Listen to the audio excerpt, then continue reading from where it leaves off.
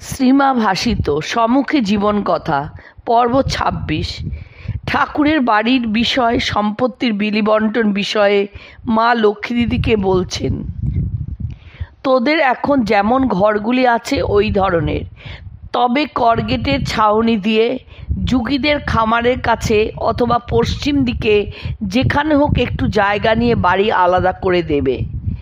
কামারপুকুরে ঠাকুরের জন্মস্থানে ঠাকুরকে মন্দিরে প্রতিষ্ঠা ও ঠাকুরের পরিবারের বিষয় বন্টন বিষয়ে মা লক্ষ্মী দিদিকে বললে, লক্ষ্মী দিদি রঘুবীর ও শীতলা ঠাকুরের মন্দিরে থাকবেন কিনা জিজ্ঞাসা করায় মা বলছেন, তা কি হয়? ও তোদের গৃহদেবতা, পালা পার্বণে তোদের বৌঝিরা পূজা অর্চনা করবে, তা হয় না। রঘুবীরের জন্য মন্দির আলাদা পাকা করে দেবে, পাশ দিয়ে একটু রাস্তা থাকবে, মেয়েরা যাতায়াত করবে।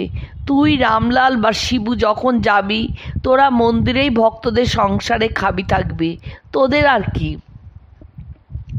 ঠাকুরের জন্মস্থান মন্দির ও বিষয় সম্পত্তি ঠাকুরের বংশধর রামলাল ও শিবুদার ছেলেদের হেফাজতে থাকবে কিনা লক্ষ্মী দিদির এই প্রশ্নে মা বলছেন, তা কি করে হবে?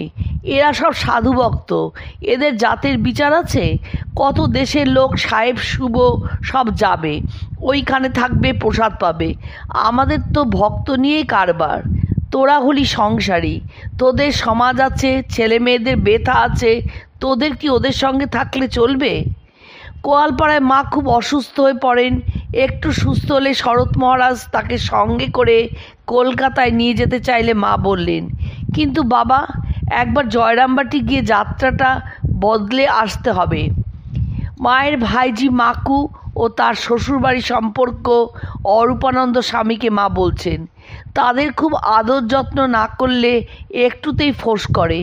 তোমরা আমার ছেলে, তোমাদের আমি যা দিই যা বলি তাতে কিছু হয় না, ত্রুটি হলেও তোমরা কিছু মনে করবে না, কিন্তু তাদের ভালো জিনিস ভালো সব না দিলে একটু ত্রুটি হলে অমনি অসন্তুষ্ট হবে। জয়রামবাটিতে একবার রামময় মহারাজ ও মা দুজনে রুটি বেলছিলেন। নলিনী দিদি রুটি সেঁকতে সেঁকতে বললেন, রামময়ের রুটি মায়ের বেলা, রুটি চাইতে ভালো ফুলছে। শুনেই মা বালিকার মতো অভিমান ভরে বললেন, তবে আমি বেলবো না, ওই বেলুক। আমি রুটি বেলতে বেলতে বুড়ি হয়ে গেলুম, আর দুধের ছেলে গলা টিপলে দুধ বেরোয়, ও আমার চেয়ে ভালো বেলেছে। একবার কোয়ালপাড়া গিয়ে মা প্রবল জ্বরে আক্রান্ত হন এবং সেই জ্বরের দুঃসহ যাতনা ভোগ করেন। পরে আরোগ্য হয়ে জয়রামবাটি এসে ভক্ত বিভূতিকে বাবুকে মা বলেন, বিভূতি, তুমি আমাকে বারণ করলে না, তুমি বারণ করলে তো আমি যেতুম না। আমজেদ বলেছিল, বিভুদাতা শুনলেন টিকটিকি টক টক করলো, অথচ তিনি আপনাকে বারণ করলেন না।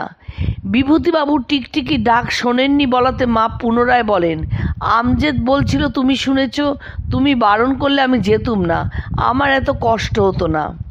রাধুর সঙ্গে দৈনন্দিন ব্যবহারে মায়ের বালিকা সুলভ সরলতা মাঝে মাঝেই ফুটে উঠত। একদিন রাধু মায়ের কাছে এসে নালিশ করলো তার স্বামী তাকে চড় মেরেছে। মা তার কারণ জিজ্ঞাসা করলে রাধু বলে সে স্বামীকে গামছা ছুঁড়ে মেরেছিল। মা প্রথমে রাধুর পক্ষে হয়ে বলেন, একটা গামছা ছুঁড়ে মারলেই কি একটা চড় মারতে পারে? তখন সামনে উপস্থিত স্ত্রীভক্ত সুশীলা দত্ত মাকে বলেন, রাধু গামছা ছুঁড়ে মারলে স্বামী এরকম করতেই পারে। মা সঙ্গে সঙ্গে বললেন, তাই কি বৌমা, তোমাদের কি এরকম করে? ঠাকুরের সঙ্গে তো আমার এরকম ব্যবহার কখনো হয় নাই, এসব জানি না। রাধুর প্রতি, ওই শোন, তোরই তো দোষ তাহলে, স্বামী কি এরকম করতে নাই? ওই যে বৌমা বলে।